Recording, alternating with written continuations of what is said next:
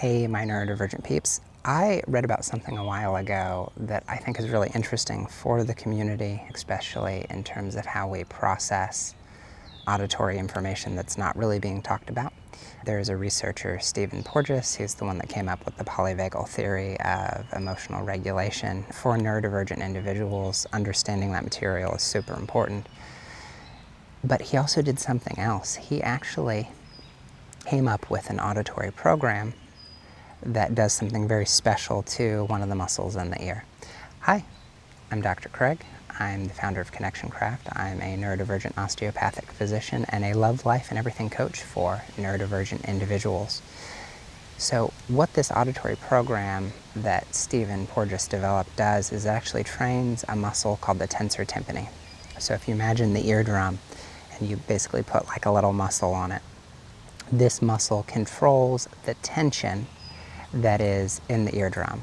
And that has huge implications because training that muscle actually allows you to change the overall quality of the sound. So you can actually increase or decrease how much perceived sound is coming into the nervous system, which is wild.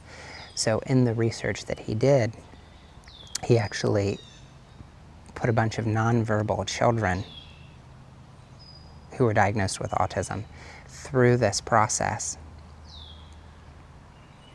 and a significant portion of them became verbal. But if you, especially in deep trance, if you focus on your eardrums and the tension in your ears, you can actually learn how to control that muscle. And it was something that I didn't know that I could do volitionally. So within several schools of hypnosis, there's actually a technique called the control panel.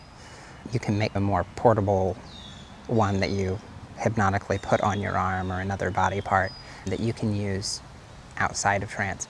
But you can actually create these post-hypnotic suggestions or these auditory or these kinesthetic triggers that will actually change how you are processing sensory information, and may even have physiologic effects like changing the tone and being able to manipulate the tensor tympani muscle.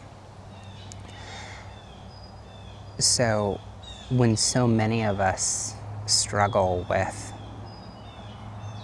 different sensory processing issues, either with food or with the environments that we're in, having something that we can use to make an unpleasant stimulus be more bearable to pleasant, or to a lot of times be not even an issue, is absolutely amazing. And the techniques to do this aren't hard. This isn't as difficult as hypnotic anesthesia, which is really easy.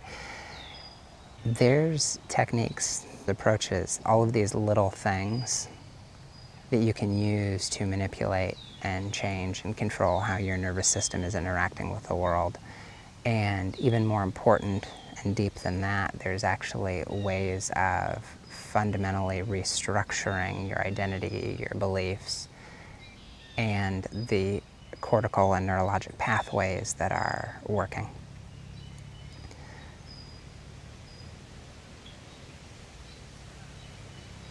So if you want to learn more about the essential process of that and how that looks at a neurologic and energetic level, then comment activate and learn all about my 5 essential steps for neurodivergent empowerment.